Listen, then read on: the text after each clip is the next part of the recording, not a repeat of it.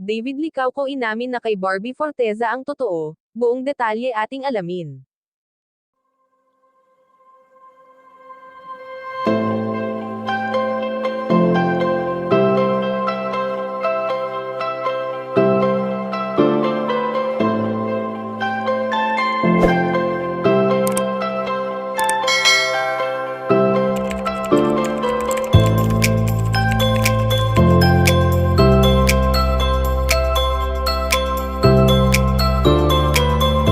Latest update na muna tayo mga kabarda. Ngayon nga ay bising-busy ngayon si Binibini Barbie Forteza sa kanyang ginagawang pagtakbo na madalas nga nating nakikita sa kanyang mga ina-upload na larawan sa kanyang social media accounts. Kung ating mapapansin na iisa ang hilig nila ni Ginoo David Licauco at ito nga ay walang iba kundi ang mag-exercise.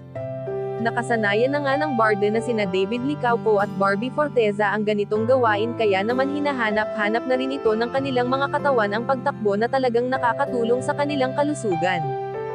Matatandaan na mahilig si Barbie Forteza sa kape na talaga namang noon pa man ay ibinabahagi niya na ito sa mga netizens at marami ang nakaka-relate sa gusto ni Binibini pagdating sa mga pagkain.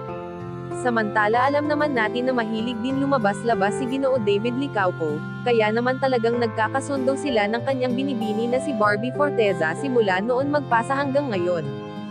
Subalit ayon sa aming impormasyon na nakalap na sinabi na ni David Licauco ang totoo sa kanyang binibini na si Barbie Forteza at ito ay walang iba kundi ang sobrang pagkamis niya sa dalaga na talaga namang marami sa mga netizens ang kinilig sa pag-amin na ginawang ito ng binata. Kayo mga ka-chika, anong masasabi nyo dito? Please leave the comment and don't forget to subscribe.